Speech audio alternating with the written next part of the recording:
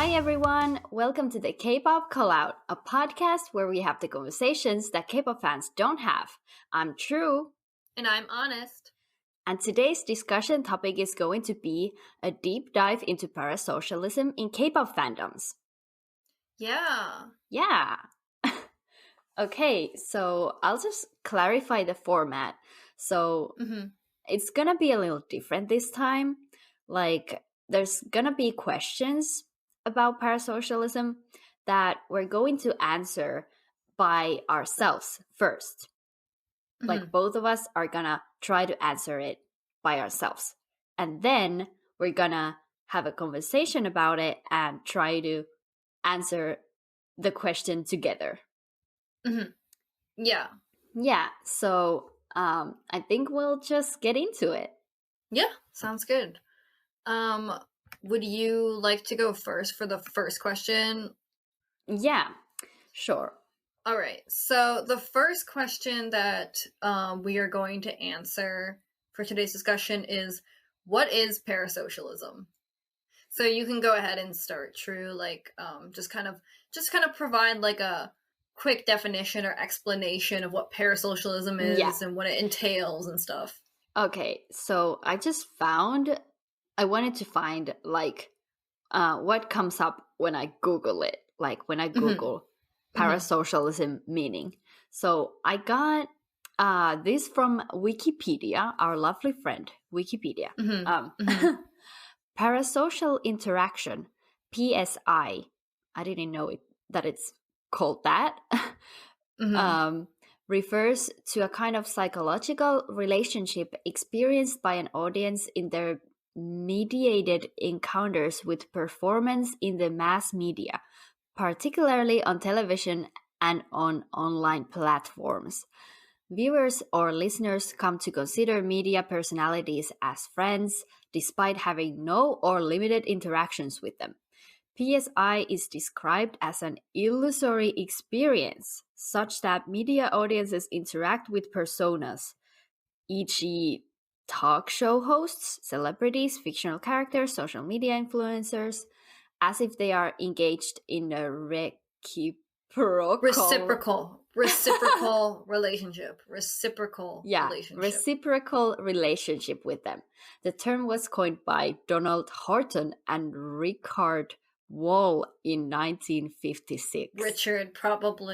Richard, sorry. It's fine. That's not important. Yeah. It doesn't matter who coined it. I'm not an English speaker.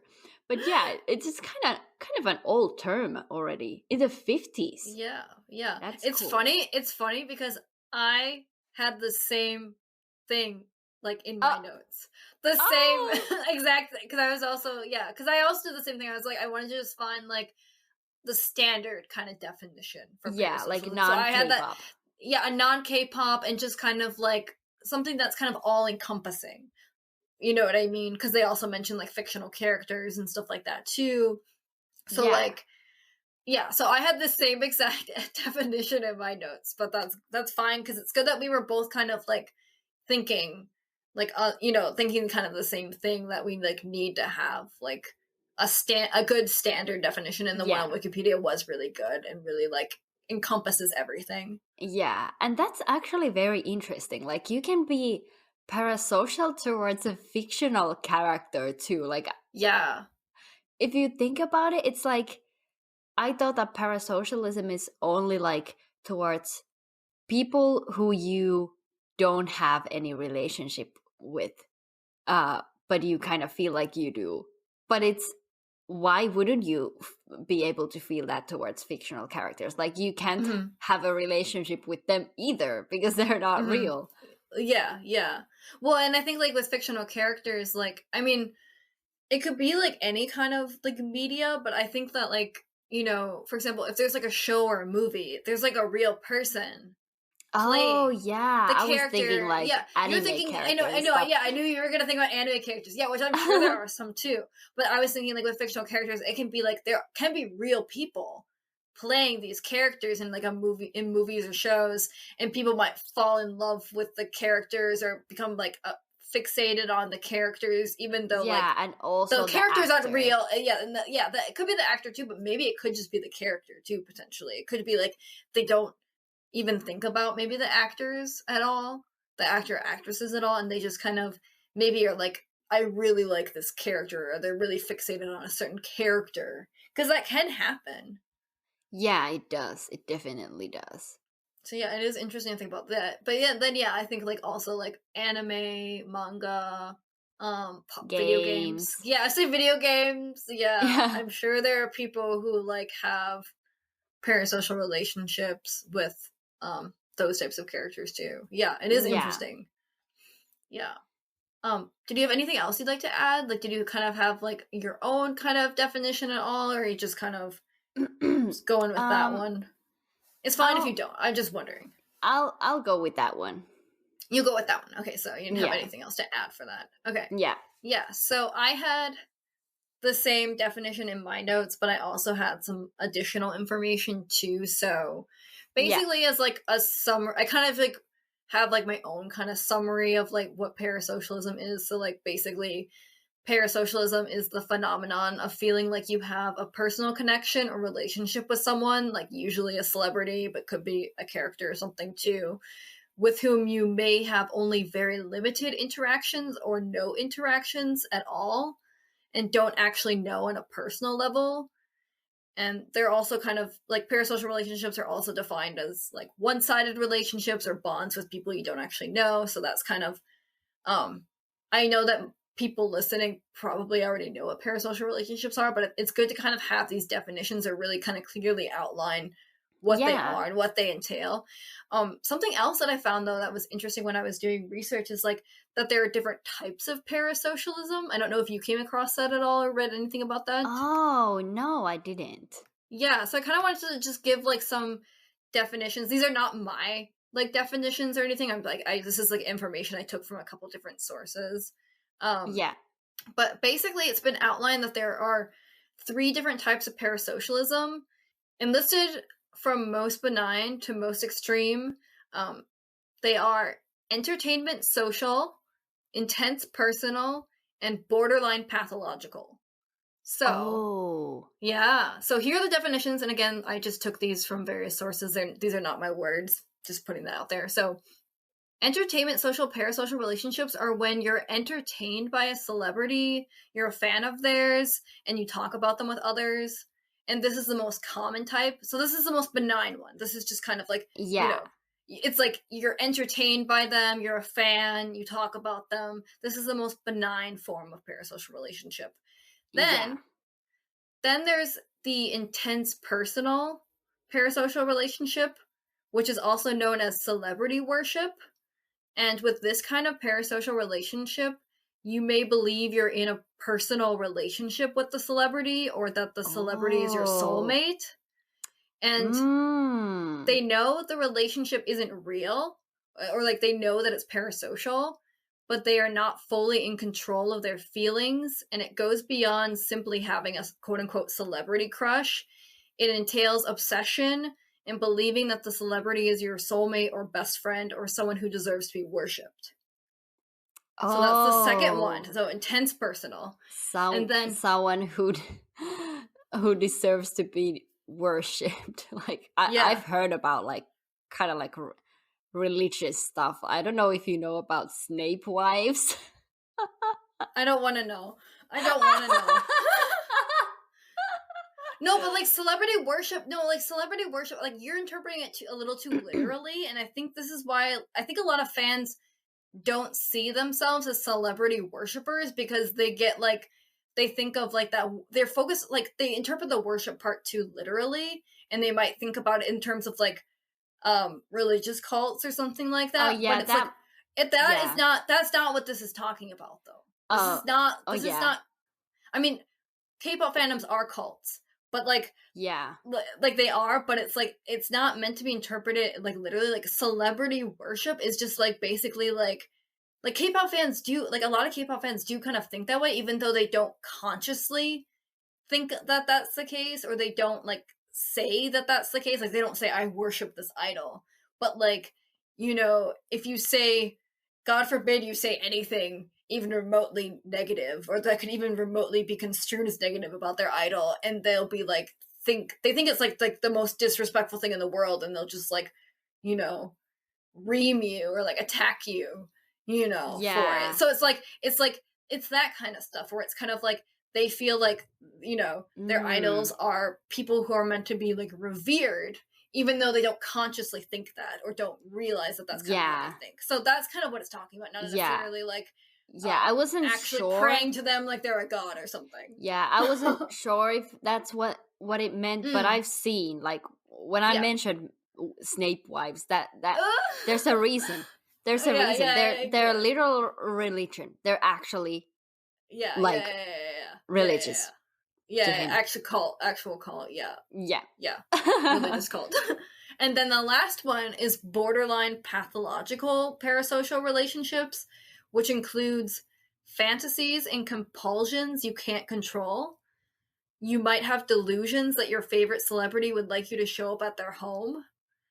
So basically, they can't control their thoughts, feelings, or actions. And this is basically the stage that sasaengs or celebrity stalkers are at. So the borderline pathological. Yeah. So I thought that was interesting. So I wanted to kind of add that too into the mix, that there are different types of parasocial relationships. And obviously the parasocial relationships that most K-pop fans have with their idols and that we're kind of talking about is more like the entertainment social / maybe somewhat the intense personal. Most fans are not like in like the most fans aren't like to the point where they're actually like trying to show up at their idols' homes, or like, you know what I mean, or actually stalking them. But like all of these three are still present in K-pop fandoms. Yeah, all of them are still present in K-pop. Yeah, like because there are sasaengs. Yeah, like it's kind of like there are people who are kind of more like casual fans, and then ones that are like really obsessed fans, like celebrity worshippers, and then there are like sasaengs too at the very like extreme end. Yeah, that's very interesting. Okay, should we move on to question 2?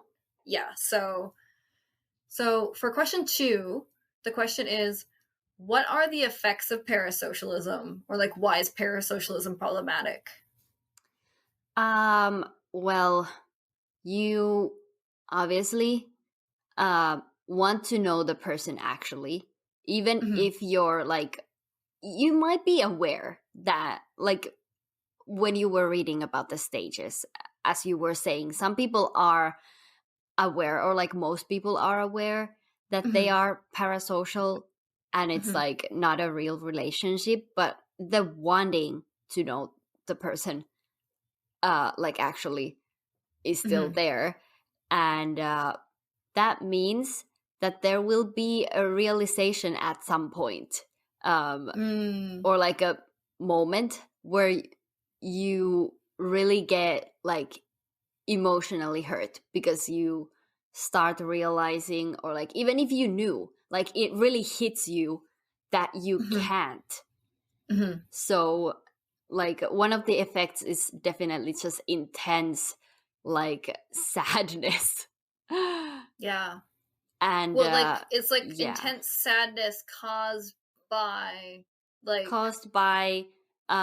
realizing that you can't know the person even when you really want to, and that can affect the relationships that you have in real life too, because other people might be seeing that you're like really sad, especially if you're like in a relationship with someone.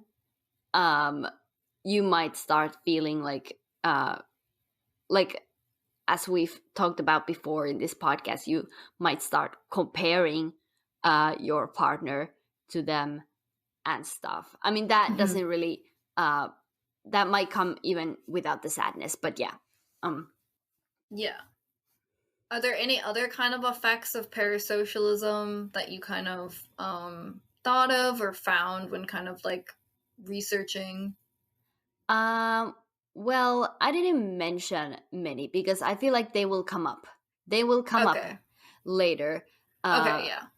But in the third stage that you mentioned in the previous question, I think it's worth mentioning that one of the effects is like becoming delusional to a point where you start stalking and like actually like trying to find the person. Like that's rare, but it still happens, and that's like super duper scary, creepy, scary, dangerous, not good for anyone.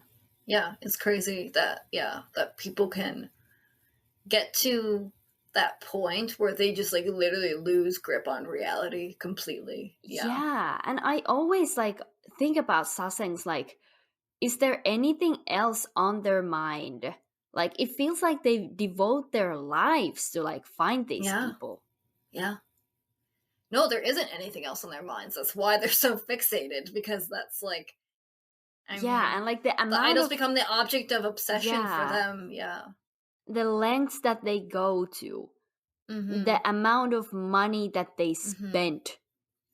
And it's like, they really don't have nothing else in their minds going on. I'm sorry. I'm not even sorry, because those people are horrible.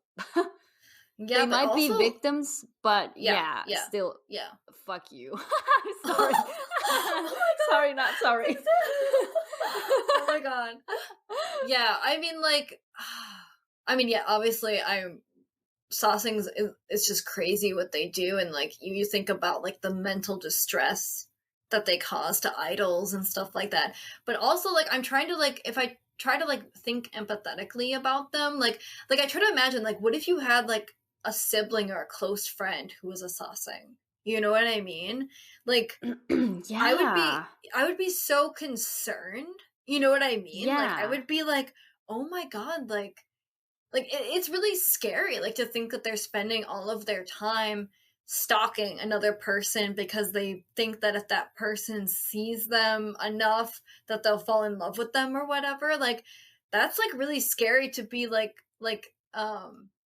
if you were to think about if someone in your life was like that, and like for those people, like, it's just sad because it's like they feel like their idols are everything, like all that they have, and that's why they get so heavily invested and go to such great lengths, because they feel like that's all they have and all they want. Yeah, I wonder if sasengs really, like, if their family members know that they're sasengs. Like, are sasengs trying to hide it? I'm sure it varies. I'm sure their families probably know that they're really obsessed with like certain idols, but they may or may not know that like sasengs are like every time they leave the house, that's like they're trying to find the idols or see the idols. Like, they may not know that. You know what I mean? Like, like they probably know to an extent, but they may not know everything. And like, I haven't looked into that much about things from like the sassing point of views, because I just find the whole thing really like disturbing. Kind of, it's like kind of like real life horror. But I do remember seeing a YouTube video where this one sassing was willing to be interviewed. Like, they didn't show her face at all, and they distorted her voice, but like they showed her from like the neck down. I've like, probably seen that, but you've probably seen it. Yeah, and they distorted her voice to like protect her privacy. And like, I thought that was really cool that she was like willing to like speak about, like, talk about things and speak about like her side and stuff. And like, I think it's kind of interesting that it was like what forced her to finally wake up and stop being a sasseng was like, because it is speculated that the idol, like, she didn't say, but it was speculated the idol that she was obsessed with was do you remember his girlfriend got pregnant, and then they got married and he had a kid? Yeah. So it was speculated that like that was the idol that she was like stalking, but then when that happened, that's what made her wake up and stop being a sasseng. Oh, yeah, that's interesting, because the reaction to that was crazy. Like him announcing that, and I didn't really think that it could wake sassengs up. I guess I was thinking that it would just make them more like just hate him and try to like sabotage his life. I'm sure some of them tried, yeah. But I guess like for her, it was like that made her wake up and realize like, oh, like this is not possible at all. Like, I'm never gonna be with him. Like, because he is getting married and has a kid now. Yeah, that's kind of interesting. Like, that's what made you real. I'm sorry. I just really don't understand these people, but I'm glad that she woke up. Well, that's part of the, I mean, this is a different topic. We're getting off topic now, but like that's part of the reason why I feel like idols should just like date publicly or be like I'm not saying fans are entitled to know about idols' personal lives, but I think that if idols just like made it known that they do date and that they will get married, then like I feel like that could make some extreme fans like be less extreme or like just kind of stop, you know? Like, because that's the thing is like there are some K-pop fans that will argue and be like, oh, like it doesn't matter, like even if K-pop idols date publicly or say that they're dating or that they're, you know, gonna get married or whatever, like they just say like that won't have an effect on like the parasocialism aspect, but like I think it does, and I feel like she's a good example of like, okay, for some fans maybe it won't, but for some fans it will, you know, like that will kind of be like if they realize, oh, I really don't have a chance, it's really not gonna happen, then that will make them less parasocial and stop. Yeah, that's what I was thinking too, but we might have a question about this later. Yeah, we might talk about this later, so yeah, we'll just leave it at that. Let's stop here. Yeah. All right. So I'll just like list kind of what the effects of parasocialism are that I found in my research, if that's okay. And then we can kind of talk a little bit more. Yeah. So for the effects of parasocialism that I'm going to kind of list off, and like I said, I kind of I got these from different kinds of like sources, like medical and psychology sources and stuff like that. Yeah, so like you did a crazy research. I didn't do that much research. I did enough. I did like enough to get, you know, information about these things. So I'm just gonna list them off, but I was just gonna clarify that this is like about parasocial relationships in general. So like these were from like I said, like medical sources, psychology sources. Like this is like not necessarily K-pop specific, but obviously this can apply to K-pop too, but I'm just stating these are like the observed effects of parasocialism on people in general. So first of all, one thing that I was surprised about, I mean, and we've talked about this in some of our discussions, but like there were actually a lot of sources that were listing like benefits of parasocialism for people. Really? So it wasn't all negative. I was expecting it to be like, especially from like mental health sources, I was expecting it to be like all bad, kind of like all the bad side effects, but a lot of them highlighted positive side effects too. So I'm gonna read both, if that's okay. So first I will read the positive side effects and then I'll get into the negative side effects. So it's acknowledged in medicine and psychology that parasocial relationships aren't always bad and that they can have positive effects on people, such as boosting self-esteem, encouraging healthy behaviors, encouraging people to build connections or form friendships with others, like fans of a celebrity befriending other fans, making people feel less lonely or isolated, positive modeling, so like celebrities can serve as positive role models for fans who have parasocial relationships with them. Oh. Learning new things, so like fans who have parasocial relationships with celebrities can learn from them or emulate them in some ways. Parasocial relationships can be validating for like if the celebrities are going through things that you're also going through, like mental health struggles or other things. Yeah. And they can also serve as wish fulfillment. So like because most people won't be able to do everything they want to do in life, like so having parasocial relationships with people who are able to do those things can allow you to live vicariously through them. So those were like the positive effects that I found with regards to the positive effects of parasocialism. And then some of the negative effects of parasocialism can include exacerbating mental health issues, so making like existing mental health issues worse, more isolation, neglecting real life relationships, more depressive symptoms. It can lead to obsession or even stalking, addiction and dependency on media, relationship issues or dissatisfaction with real life relationships, arguing or fighting with other people about your parasocial partner, so like fan wars, fandom infighting, attacking anyone who criticizes your fave or who says anything you don't like regarding your fave, unfair comparisons, investing too much time and money into the parasocial relationship. Yeah.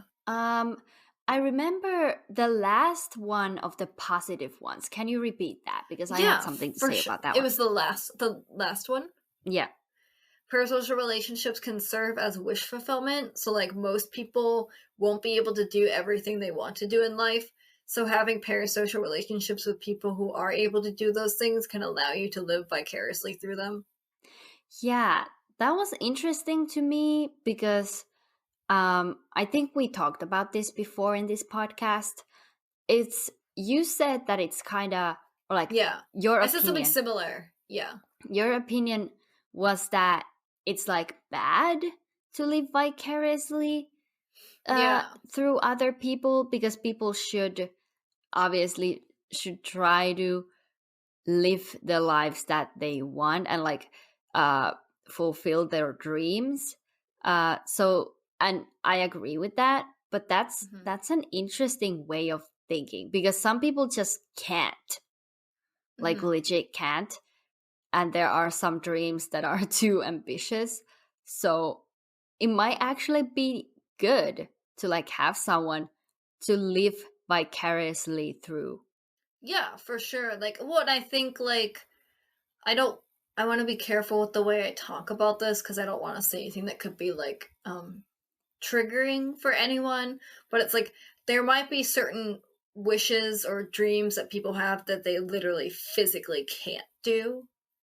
And even so I can imagine so like I could see like in that way, like that could be a way to kind of live vicariously through like your idols or whoever you have a parasocial relationship with, and like kind of feel like you can, like you're kind of able to experience that a little bit through them. Yeah, for sure.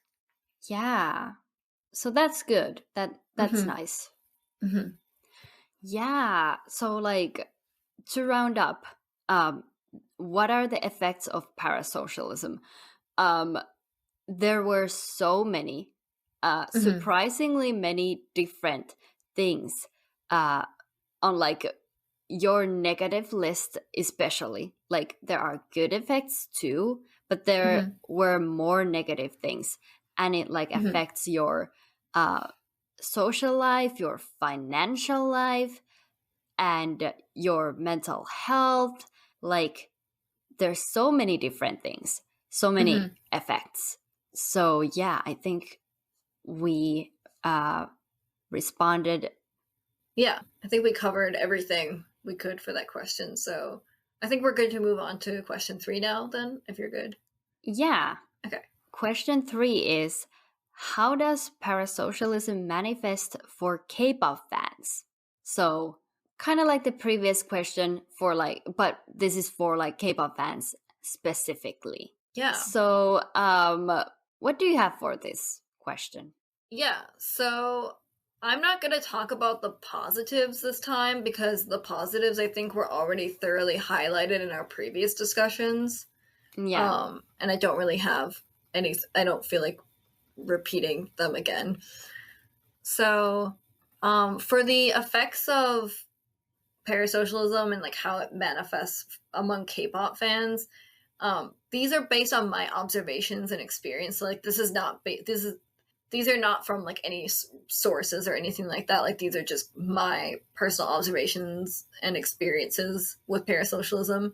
So I think the biggest effects of parasocialism among K-pop fans are obsession.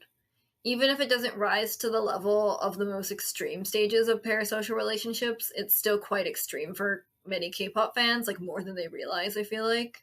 Yeah. Celebrity worship. A lot of K-pop fans do worship their idols and feel like they deserve to be worshipped, even if they aren't conscious of it or don't explicitly say that. Unfair comparisons. K-pop fans thinking and acting like their parasocial relationships with their idols are a proper substitute for therapy or real-life relationships, which they're not. K-pop fans being toxic and overprotective and fighting with / hating on other fans regarding their idols or idols in general. K-pop fans investing too much time, money, effort, and emotions into their parasocial relationships with their idols, like more than they invest in themselves or in their real life relationships sometimes. K-pop fans being chronically online, which is bad for your mental health. K-pop fans feeling dependent on getting content, interactions, and updates from their idols and feeling depressed when they don't hear from their idols or get new content for a while. K-pop fans neglecting their real-life friendships and relationships with people. K-pop fans thinking about their idols so much that it gets in the way of them thinking about other things they should be focusing on instead, like themselves and their own lives and their dreams and their real relationships and so on. And the last one is increased loneliness, isolation, emptiness, and possibly even resentment or anger because the fans are investing so much into their parasocial relationships and may not feel like they're getting what they want or deserve from them, which obviously they can't because these relationships aren't real. Yeah. Was that everything? Yeah, that was the last one. Yeah.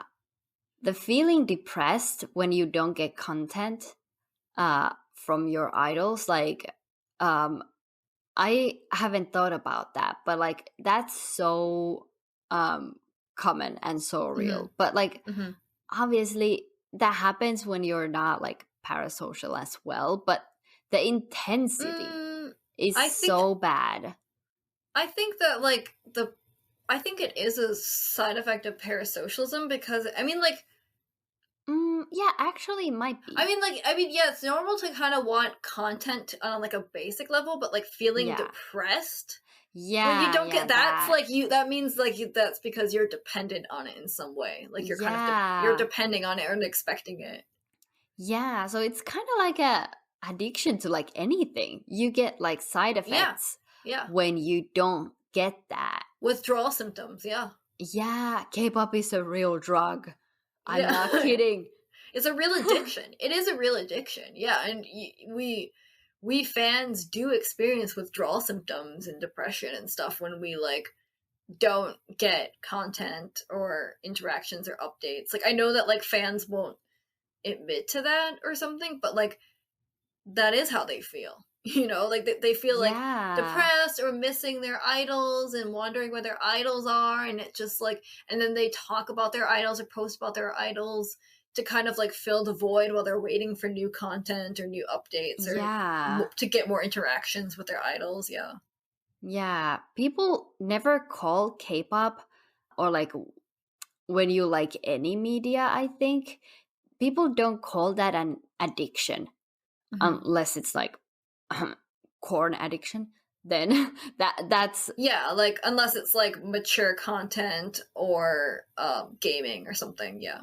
Yeah, like those people call those an addiction, but people never talk about K-pop addiction because it's still viewed like very positively. But I would say K-pop addiction is a thing. It definitely, most definitely it is. Yeah. And there are negative Our last topic was literally about why is K-pop addicting? Yeah, it was, but like it is we were addictive. Serious. Yeah. But I didn't like still think of it as an addiction. Yeah. And like that word like somehow makes it sound so much more serious. Yeah. I don't know why I did it before. I mean, it is serious and I know it, but like K-pop addiction, people just don't say that. Yeah, they don't. They don't notice that like the depression that they're feeling or the feelings that they feel when they like don't get content for a long time or they, you know, don't get updates from their idols for a long time. They don't like see that as being like withdrawal symptoms, but they are kind of. And I feel like it's during those periods too that like existing mental health issues like seem to kind of come back with vengeance. Because like I said in like our last discussion, it's like K-pop is kind of like a band-aid for people's issues. And it's kind of like when you're getting content and updates and interactions, that can kind of like make you temporarily forget about your problems or like the what you might be struggling with. But then when there's a content drought or your idols aren't active, that's when it's kind of like those problems, like it feels like they come back with vengeance. They come back like even stronger and like hit you even harder, and it's like you're like even more aware of them. Yeah, and people still want to keep being K-pop fans because they still think, or like they remember those moments when K-pop helped them, when it like helped them with their mental health, but they don't recognize that the bad mental health waves, they might blame it on something else. Like, I just had depression, but no, they don't realize that K-pop addiction actually makes, and parasocialism makes those worse. So they just notice like the positive things. Yeah, it increases depressive symptoms. Yeah, like in like the symptoms I read before, like for like the general symptoms, it was like it like you get more depressive symptoms. It makes your depressive symptoms worse. It makes your lows lower and more extreme and like more noticeable. Yeah. Yeah. Yeah. So I have an example. A little birdie told me about a K-pop fan. A little birdie told me about a K-pop fan. Let's call them person A, who interacted with someone on Twitter who had the same bias as them. And let's call this person B. Okay. And they started DMing each other, and person A thought that person B was nice at first. And so to clarify just again, like, so person A is like the acquaintance or the like person who told you this, and person B is like what this story is like about. Yeah. And I have the DMs between these two people. And I have told... They were given to you. They were given... You should like, Like, I'm trying to be really general to protect. Yeah. They were, but if you say I have the DMs, it's like they were shared. They were shared with you. Like person A shared them with you. I just got them from the heavens. They just the heavens dropped to me. The heavens dropped them into your phone. Yes. I have talked honest about this person like years ago, but I didn't tell her everything. Yeah, no. But it's a good story. So it's a good example of like a bunch of these kinds of effects. Like the way that like we're giving this example, like I said, because it's a good illustration of how the effects of parasocialism manifest for K-pop fans specifically, because a lot of K-pop fans may not be aware of how like this plays out in K-pop fandoms, like, and what things parasocialism is causing or like encouraging, you know. Yeah. So person A thought that B was nice at first, but then they turned out to be really parasocial, mean, and just kind of misogynistic. But person A kept interacting with her because they don't have many friends and don't really want to cut things off. And to love a person is to love all of them, including their shortcomings. Do you really think you love him? Was something that B said about A, just tweeting their opinion. And yeah, this is something that we've already talked about before on this podcast, just not being able to express your opinion without, you know, parasocial people just like getting really offended for no reason. Yeah. So this is what B was also doing. However, B always tweets that she's bored or disappointed with her bias and doesn't want to focus on him or love him anymore. Then she later proclaims how much she loves him and will always support him. Like, okay.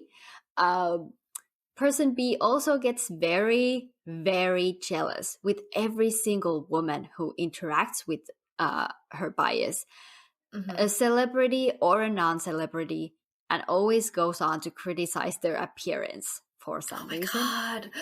Yeah. Oh my And God. person B is a woman too. So it was like so weird. Like they were like misogynist. Like it was like internalized misogyny. Yeah. Yeah. And when asked if she knows that the idol does interact with women in their daily life, just like everyone else, she does know that, but just doesn't want to see it. She doesn't care what the idols does off cam, but apparently he shouldn't do that in front of fans. That's her opinion. That's very interesting. Like she doesn't care what happens off cam, but like just no, doesn't want to see it. I have something to add here. Because, like, I was perplexed by stuff like this too before, but then I was talking to one of my mutuals, and she made a really good point about how, like, for certain types of fans, they view, like, idols being, like, and these are, like, the types of fans that don't think idols should date. Okay, so for example, there might be some fans who are in relationships themselves, but they also think the idols shouldn't date. And it's not because they want the idols to be available for them necessarily. It's because they think that, like, idols being available is, like, part of their job. Yeah, like you're that's viewed what as I was being thinking like too. yeah, like you're viewed as being bad at your job if you date. And so it's not even just about like staying single to maintain the fan. I mean, that's part of it, but it's not just about staying single to like maintain the fantasy of fans being with you. It's like if you're an idol, some fans view you as being bad at your job if you just in general if you date. So I think what this fan was kind of thinking was something similar, where it's kind of like she's like, I don't care if he dates behind the scenes, but he shouldn't do it in front of the camera. Basically, it's kind of like that. Like it's unprofessional. Like she viewed it as unprofessional, and there are some fans that think like that. Is like him being with like other women on camera. She viewed it as quote unquote unprofessional and him being bad at his job. Yeah, like that makes me mad. Like why does their job why does that have to be a part of their job description? Maybe we should talk about that. Why? Yeah, like, I don't know. I really would like to ask the fans that think things like that, but I don't think we'll get like a productive answer or conversation out of it. Maybe, I don't know. It would be good if people ask them. It would be good if people ask them, but I just think that like they'll just be like because that's their job, because they're idols. And I feel like that's where it'll end. That's where it'll start and end. They're idols, so they shouldn't do that. End of conversation. Yeah, and there's no reason. Like it's just a part of their job.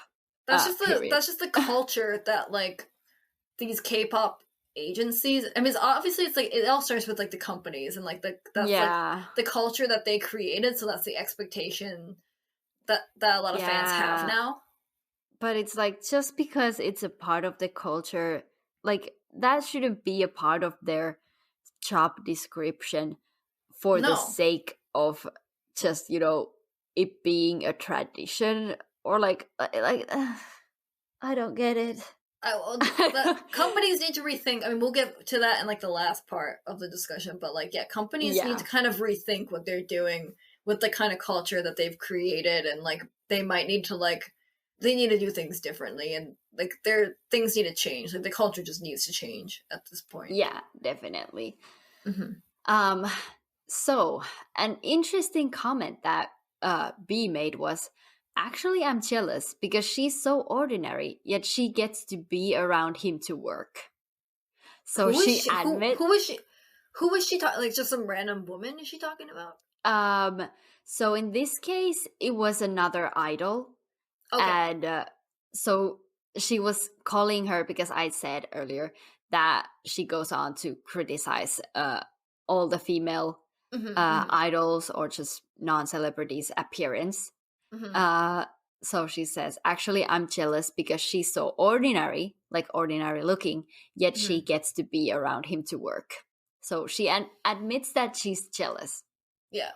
And just goes on to offend her looks. And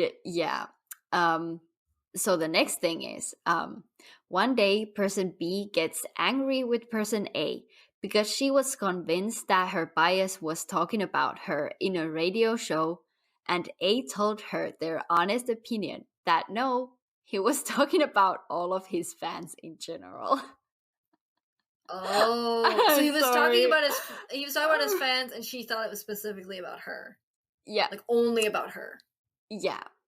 So person B's birthday is on the same day as the idol's fandom's birthday, like when the fandom name was put to use. Oh, wow. Yeah. Yeah. Okay. And person B told her bias this when she had a fan call with her bias. Mm-hmm. On the radio show, the idol was saying that today is fandom name's birthday and sang happy birthday to them. Oh my god. Yeah. And person B was legit convinced that he was talking about her and singing that song to her when they were literally talking about the whole fandom. Not if it's on the fandom's birthday, no. If it was on like another day that's not the fandom's birthday, then maybe. But that wouldn't happen. I don't want to be like, oh, there's a fan who has a birthday today on a random day. Like there was apparently like some talk in the radio show about like the host was like this song can also be for the fans who have their birthday today as well. Yeah. Or like something. Yeah. Like there was some talk about that, but I think there was just like a big misunderstanding. Person B added that she didn't translate it herself. She got the translation from someone who apparently studied in Korea. So that's what she was saying to like make the source very trustful. How do you say that? Trustworthy, or like make it seem like it was a reliable source or something. Yeah. But I'm sorry, I still doubt that translation. like no. I mean, it could happen. I mean, like I didn't listen to it. So yeah, I guess to, like, literally see it. Like it's possible, but like that doesn't mean it's necessarily directed specifically at her. Yeah, it's like there are fans that could have birthdays on that day too, and it could be a happy birthday for them. Fine, but like it doesn't mean it was like said with like specifically her in mind. Yeah, and like person B's evidence was that quote, he didn't sing happy birthday previous years, end quote. But when faced with videos from previous fandom birthdays where he was singing it, she started coming up with a story that he was singing it to her even back then. Oh my god. Okay, no. Yeah. So she was sent like at least 2 clips from like previous years, and the other clip, it was his group member whose idea it was to sing it. Like the idea came from not even her bias. Yeah. And she just kept ignoring these things and kept like just repeating like no, like this is how it is. Like he sang it on my birthday and said that this song goes out to fandom name, and like no. And B basically got really mad. If you really think of me as a friend, you should be happy for me, not jealous. Think what you want, but he remembers my birthday. Wow. That's what she said. So she just doubled down, Yeah, and like just kept repeating it and like not listening. A just wanted to be honest, like they didn't want to like lie to their friend, obviously.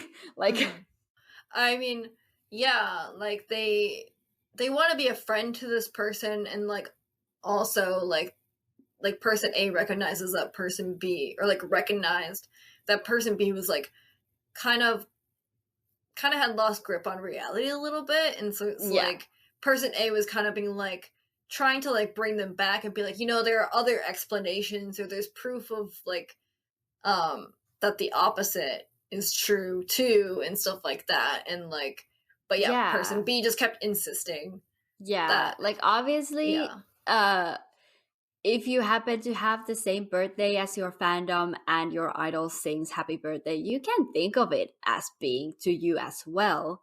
Yeah. But it doesn't, thinking that it's a fact is like kind of, And thinking that it is, that it was meant for you and not for the fandom, even though it's the fandom's birthday. It's just kind of, like, you could think, like, you know, maybe that you're included in it, but to think that it's specifically for you and, like, the fandom is almost irrelevant.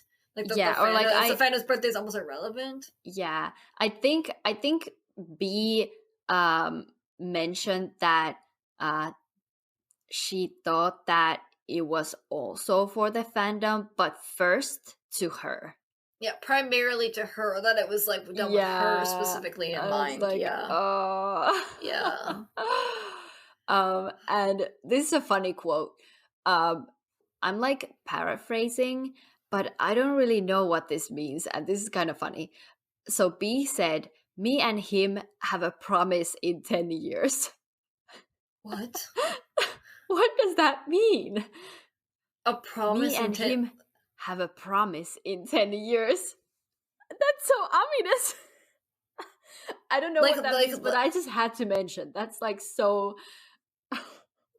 What my best guess of what they meant was that when they did the fan call or fan calls with this idol, they might have said, because you know how there's some fans who would be like, "Will you marry me?" or "Will you be my boyfriend?" Oh. Like those things. So she might have been like, "Will you, like, be with me in 10 years?" or "Will you marry me in 10 years?" And the idol was probably like, "Yeah, sure." Because it's a fan call. And they just say whatever the fans want to hear. So I think that's, but she's taking it seriously. So, like, you know, like, it would be like if a fan's like, "Will you marry me?" and the idol's like, "Yeah," because they can't say no because they're idols. I mean, some idols say no. Maybe. Yeah. Some of them will say no. Yeah, I guess, there are idols who will reject their fans, and that's always awesome when that happens, or funny when that happens. It's but the like, best when it happens. Yeah. But like, you know, some idols will say yes just to appease them or do fan service. But then if the fan takes it seriously, that's... Yeah. They're no she didn't longer... specify what that promise was, but that's my guess, though. That's my guess, though, is that she, like, asked him, like, in 10 years, will you be my man, or can we be together? And he probably said yeah, or something. And then she took it seriously. Will you be my man? Yeah. So yeah, I just wanted to mention that to, like, even, like, more to, like, let you know just how delusional she was. So we can see one of the other effects of parasocialism in this other example from this person, or with this person. Person B was also scared when she saw a tweet where someone pointed out that her bias and a female idol from the same company had the same character, like an animated character, as a profile picture on Instagram. She found it suspicious and thought that they might be dating. Person B asked Person A to not share things like that because she gets affected by things like that easily and doesn't want to know too much about him. She just wants to see the things that she wants to see. Wait, so, sorry. So, Person A was the one who noticed that the character... No. Person A shared a tweet where someone else pointed out. Okay, and then Person B got triggered. Okay, yeah. Yeah. So, like, she was like overly conscious. Like yeah, and this wasn't the only case, I think, where she was like, maybe they're dating. That's suspicious. Like, she was just overly conscious about his interactions with women. Yeah, she got triggered easily. Yeah. And also, she added again, like, she doesn't want to see those things. Like, yeah, even if those things are public, just, like, don't share them. Bro, it's not your Twitter. Like, let the person tweet what they want to tweet. I know, she should just unfollow if she doesn't want to see. Yeah. And Person B also saw a clip of her idol just doing some flirty fan service to a fan at a fan sign, and she got upset. She said that she's disgusted with him and that he must be someone who cheats, like dates multiple women at the same time, and is a bad man in real life. Like, she just got so triggered by that. Like he's flirting with every single fan, and like he must be a bad man in real life. Like, oh my god. I know. It's like he's doing like she knows he's an idol. They do fan service. Like, yeah, like suddenly she was so aware before, like, this is not a part of your job. But this is actually a part of his job. Yeah, but then this is not okay. Like, yeah. That's crazy. Yeah. That's so also, extreme. Yeah. And to add, it is also a part of his job description to like pose for pictures with like women that he works with and stuff. Yeah. Like, yeah. But like this is special. Like it's like known that idols flirt with fans, and it's she's acting like she's never seen any K-pop content before. Like, yeah, it's because she wants to believe that he secretly likes her, and so she wants to believe like all the interactions she's gotten from him are like 100% genuine and real. So in order to believe that, she has to like, it's like a defense mechanism basically, like to protect her ego, you know. Like, because if she sees him doing it with other people, then it's like it either has to be fake or he has to be a player or something, and like because she wants to believe it's real or whatever with her. Yeah, it's like she turns around on him like so easily for some reason. Like earlier too, like it was mentioned that like she suddenly like says that she doesn't love him anymore and stuff. Yeah, she's like gets triggered easily, and then like has these very extreme reactions. Like, she goes, I don't love him anymore over like nothing. Yeah. So person B has suddenly turned around only a couple days later and starts saying that she doesn't want to use money on her bias's birthday projects anymore. Like, she doesn't want to use money on him anymore. And she also says that I should use money on myself, which is good. Yeah. We should be sensible because we live in reality, not in fantasy, is what she's suddenly saying. And then she says that she lacks love in her life and wants to be loved, but she's realized that her bias is far away, doesn't know who she is, and can't give her that love. And then she also says, if something is consuming me, I'll stop. I'll stop looking at my bias because I feel like I'm being consumed. Hope you can wake up soon. Sorry, I screamed too loud, but like that's for her to say that to person, because she said that to person A, right? Yeah. Like, so it's like she was the one who was like super delusional and like had lost grip on reality, and then she has a sudden epiphany or realization, which is good. But then she's like acting like person A was the delusional one the whole time or something. Hope you can wake up soon.